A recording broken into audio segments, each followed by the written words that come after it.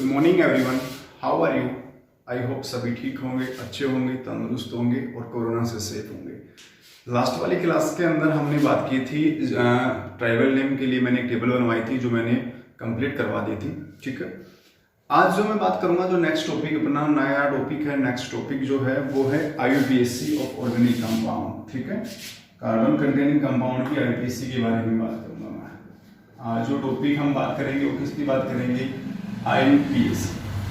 ठीक है, एक ऑर्गेनिक कंपाउंड का नाम कैसे लिखते हैं वो हम आपको समझाएंगे। तो उसके कुछ रूल्स हैं, कुछ तरीके, कुछ ट्रिक्स हैं, कुछ एग्जाम्पल्स हैं। तो उन तरीकों को समझेंगे कैसे हम किसी का नाम कैसे लिख सकते हैं या बता सकते हैं, समझा सकते हैं। तो नाम से फॉर्मूले से नाम दोनों लिखने में आपको सिखाऊंगा। स्टेप बाय स्टेप चीज़ों को करते हुए चलेंगे। जहां भी लगे कि डाउट है आप पूछिएगा मेरे से, अपनी चीज़ों को क्लियर करिएगा। डाउट रहना नहीं चाहिए किसी बच्चे का। ठीक है, तो IUPAC का सबसे पहले नाम है, फुल फॉर्म होता है IUPAC का international union of pure and applied chemistry. एक ये सोसाइटी है।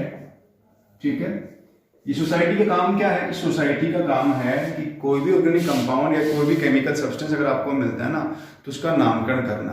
समझे? जैसे घर के अंदर मैक्सिमम देखते हैं कि किसी बच्चे का, वो बच्चा अगर होता है तो उसका नामकरण की प्रक्रिया पंडित जी करता है, कुछ चीज़ें देख दाख करके।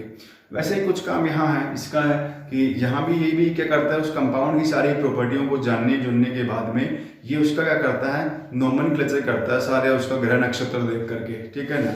तो अब अगर सर किसी भी ऑर्गेनिक कंपाउंड की अगर IUPAC करनी है तो IUPAC जो होती है उसके अंदर 3 पार्ट प्रेजेंट होते हैं। एक ऑर्गेनिक कंपाउंड 3 पार्ट से मिलकर बना हुआ हो सकता है, होता नहीं है, हो सकता है। हमें ये चेक करना है कि उसमें क्या क्या है, क्या क्या नहीं है। जो है वो उसको लिखते जाएंगे, जो नहीं है उसको हम छोड़ते चले जाएंगे। तो IUPAC के 3 पार्ट होते हैं।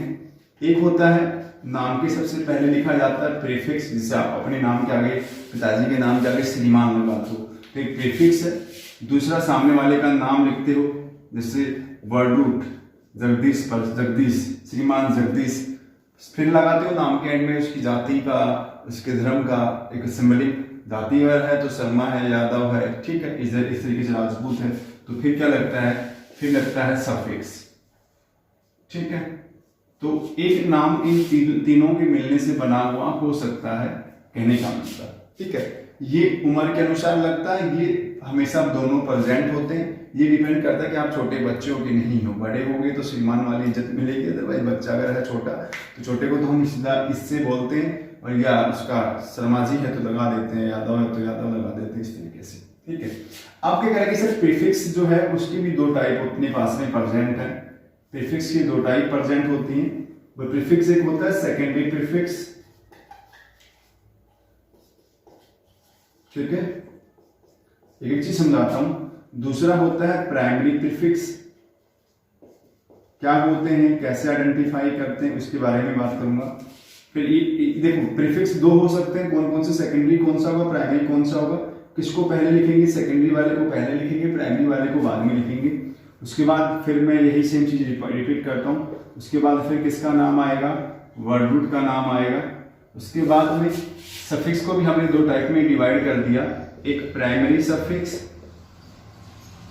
और एक हमने डिवाइड कर दिया उसको सेकेंडरी सफिक्स में। सेकेंडरी सफिक्स मतलब टर्म क्या कहता है, सिंगल से सेकेंडरी से शुरू है और सेकेंडरी पे ही क्या हो रहा है, खत्म हो रहा है। समझे? तो ये पैटर्न आपको रखना है याद। समझ रहे मेरी बात को, कि एक नाम के अंदर ये चीजें प्रेजेंट, इनके मिलकर के बना हुआ एक नाम हो सकता है। जो है वो लिखते जाना, जो नहीं है उसको छोड़ते हुए जाना है आपको। तो सबसे पहले आप उस फॉर्मूले में देखेंगे कि सेकेंडरी प्रीफिक्स है कि नहीं है तो लिखो, नहीं है तो छोड़ो। फिर देखेंगे प्राइमरी प्रीफिक्स है कि नहीं है तो लिखो, फिर छोड़ो। ऐसे वर्ड रूट, ऐसे प्राइमरी सफिक्स, ऐसे क्या करेंगे, सेकेंडरी सफिक्स का देखेंगे। तो ऐसे करके हम सब चीजों को देखेंगे, जो है उनको लिख देंगे, जो नहीं है उनको छोड़ देंगे। तो जो है उनको जोड़ करके नाम बना देंगे। वो नाम कैसे बनेगा वो बताएंगे हम आपको। तो सबसे पहले हम इन 5 चीजों को जान लेते हैं। तो जानने के लिए सबसे पहले हम शुरुआत करते हैं वर्ड रूट। तो व्हाट इज वर्ड रूट? वो सर वर्ड रूट जो होता है किसी भी ऑर्गेनिक कंपाउंड का, तो वर्ड रूट जो होता है वो डिपेंड्स करता है, depend upon the number of carbon atom in a chain. Word root किस पे डिपेंड करता है कि कितना नंबर ऑफ कार्बन एटम एक चेन के अंदर क्या है, प्रेजेंस है, उस पे डिपेंड करता है। जैसे मान लो कार्बन की चेन अगर एक की है तो नाम के आगे लगेगा वर्ड रूट क्या आएगा, मीथ। 2 अगर है तो क्या आएगा, ईथ। 3 अगर है तो कार्बन क्या आएगा, प्रोप। 4 अगर है तो कार्बन क्या आएगा, ब्यूट। 5 अगर है तो कार्बन क्या आएगा, पेंट। 6 अगर है तो कार्बन क्या आएगा, हेक्स। 7 अगर कार्बन की चेन है तो आएगा हेप्ट। 8 अगर कार्बन है तो आएगा ओक्ट। 9 है तो आएगा नॉन। 10 है तो कार्बन आएगा डेक। 11 है तो आएगा अनडेक। 12 है तो आएगा क्या आएगा, डोडेक। ठीक है, मतलब वर्ड रूट डिपेंड करता है कि कितना number of carbon atom present है एक चेन के अंदर। अगर 1 है तो मीथ, 2 है तो ईथ, 3 है तो prop, 4 but, 5 pent, 6 hex, 7 hept, 8 oct, 9 जो है नॉन, 10 डेक, 11 अनडेक और 12 जो होता है वो डोडेक होता है। तो मैक्सिमम जो कार्बन चेन यहाँ पर अपनी एनसीईआरटी अकॉर्डिंग 11th 12th के अंदर जो सिलेबस के अंदर है वो मैक्सिमम 6 या 7 कार्बन का अपने पास में कार्बन चेन प्रेजेंट होता है। तो ये हर बच्चे को ये चीजें याद होनी चाहिए कि कितने कार्बन की चेन के लिए क्या वर्ड रूट हम यूज करते हैं। तो आई होप यहाँ तक चीजें आपको क्लियर हो गई होंगी। फिर बात करते हैं हम प्राइमरी सफिक्स की। प्राइमरी सफिक्स, वो सर प्राइमरी सफिक्स जो होता है वो व्हाट इज प्राइमरी सफिक्स? वो सर प्राइमरी सफिक्स जो होता है वो डिपेंड करता है, depend upon the nature of bonding in carbon carbon atom. मतलब कार्बन कार्बन एटम के बीच में किस टाइप की बॉन्डिंग नेचर प्रेजेंस है।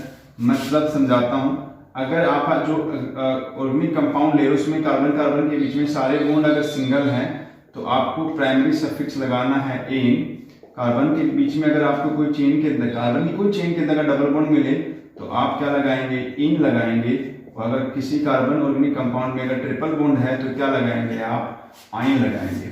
इन आइन मतलब प्राइमरी सफिक्स डिपेंड करता है कि आपका जो ऑर्गेनिक कंपाउंड है उसमें बॉन्डिंग का नेचर किस टाइप का है। कार्बन कार्बन के बीच में सारे बॉन्ड सिंगल हैं तो क्या आएगा, इन लगेगा। प्राइमरी सफिक्स डबल है तो क्या लगेगा, इन लगेगा। और ट्रिपल बॉन्ड अगर है तो क्या लगेगा, आइन आपको लगाना है। ये सब चीजें आपको याद करनी है, ठीक है। फिर मैं बात करता हूं यहाँ पर किसकी, प्राइमरी प्रीफिक्स की। सफिक्स में बाद में जाऊंगा अभी। प्राइमरी प्रीफिक्स, ये जो प्राइमरी प्रीफिक्स है ये डिपेंड करता है नेचर ऑफ, डिपेंड अपॉन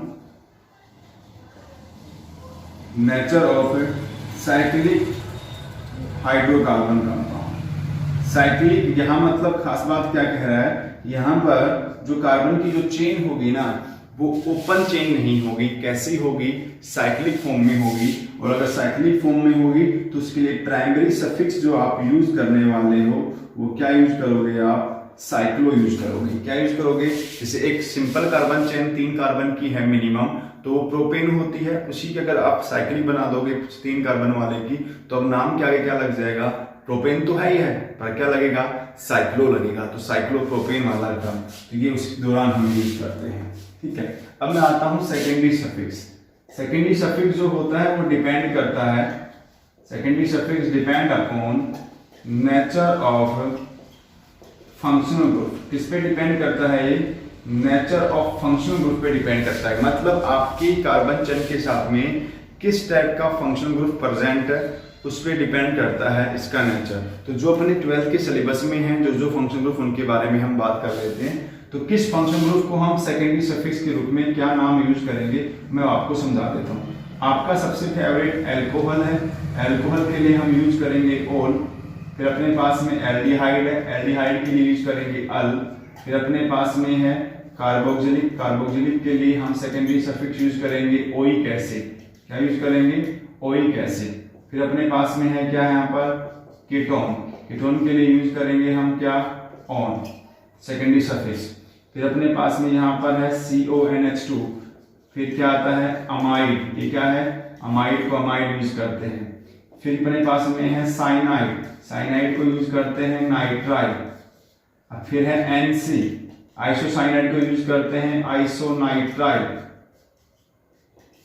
ठीक है, फिर इसके बाद में थोड़ा मैं इधर ले आता हूं, इनको जगह नहीं है तो।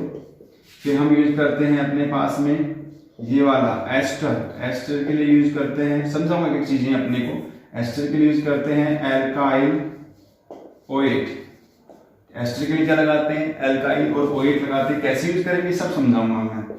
ठीक है, इसके अलावा अपने पास में है NH2, NH2 का यूज करेंगे हम अमाइन। क्या यूज करेंगे हम? अमाइन यूज करेंगे। ठीक है, कार्बोक्सिल हो गया, अमाइड, साइनाइड, नाइट्राइल। ठीक है, अमाइन हो गया, एस्टर हो गया।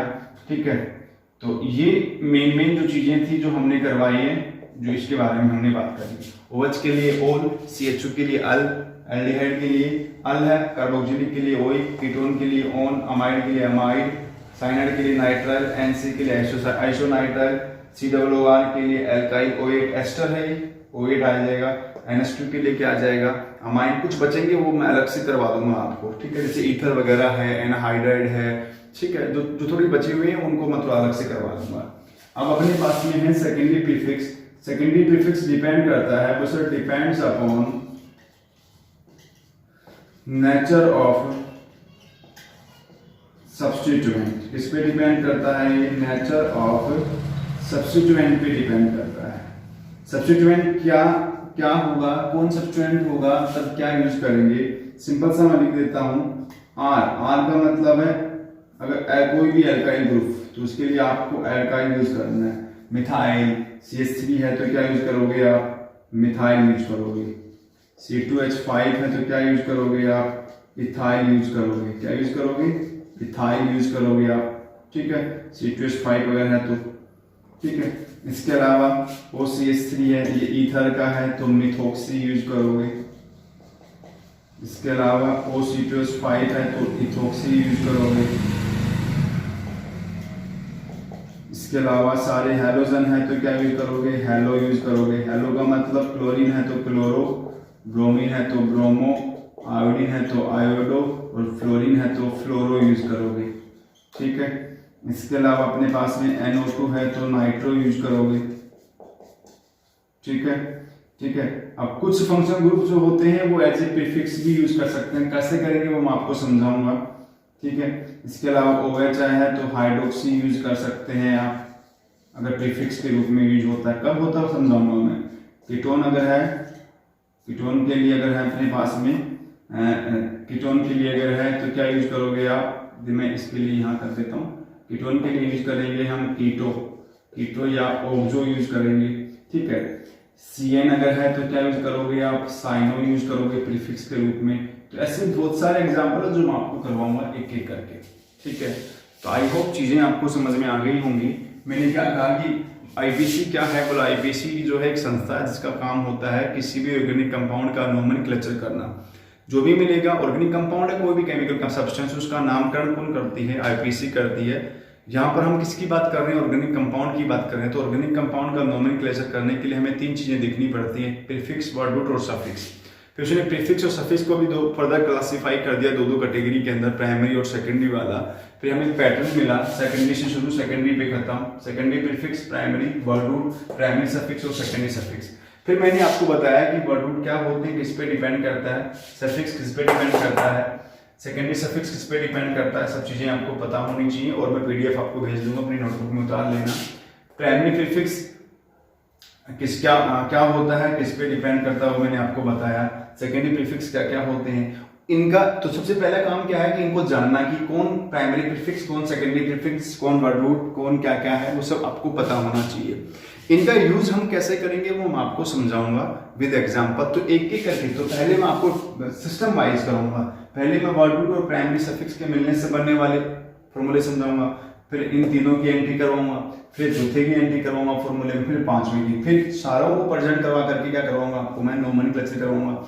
फिर मैं वो फॉर्मूले करवाऊंगा जहां पर एक ही फंक्शन ग्रुप होता है पहले। फिर मैं वो करवाऊंगा जिसमें एक से ज्यादा फंक्शन ग्रुप अगर आ जाए तो कैसे नोमेनक्लेचर करेंगे अब। तो कुछ रूल्स जो हैं वो रूल्स भी मैं आपको समझाऊंगा विद एग्जांपल के साथ साथ रूल भी समझाए जाएंगे। तो सबसे पहले इन चीज़ों के बारे में आपको पता होना बहुत ज़रूरी है। एक बेसिक चीज़ें हैं, एक ऑर्गेनिक कंपाउंड का नोमेनक्लेचर करने के लिए इन चीज़ों के बारे में एक बेसिक चीज़ें आपको पता होनी चाहिए। ये सब चीज़ें कि वर्ड रूट, सफिक्स, प्रीफिक्स क्या क्या होता है, कैसे यूज करेंगे, वो मैं आपको समझाऊंगा। तो यहाँ तक किसी बच्चे को कोई डाउट अगर लगता है तो आप प्लीज़ क्लियर करिएगा, इन चीज़ों को बताइएगा, ठीक है। उसके बाद में हम जो पढ़ेंगे वो सब एग्जाम्पल के साथ में, कुछ रूल्स के साथ में, तो मैं आपको समझाऊंगा। तो ध्यान रखना, IUPAC इन टर्म के मिलने से बनती है। अब इनका यूज कैसे होगा, वो यूज करने के तरीके मैं आपको विद एग्जाम्पल एक एक करके। और एक चीज और ध्यान रखना, एक जो ऑर्गेनिक कंपाउंड होता है, कार्बन का वाला कंपाउंड, उसमें वर्ड रूट और प्राइमरी सफिक्स तो हमेशा प्रेजेंट होगा। मतलब कोई भी ऑर्गेनिक कंपाउंड जो होगा ना, वो इन दोनों के मिलने से तो बना हुआ होगा ही होगा। मतलब उसमें वर्ड रूट भी प्रेजेंस होगा हमेशा और सफिक्स, क्योंकि भाई कार्बन तो मिनिमम एक का है, तो एक कार्बन होगा तो मीथ आ गया, कौन सी बात है।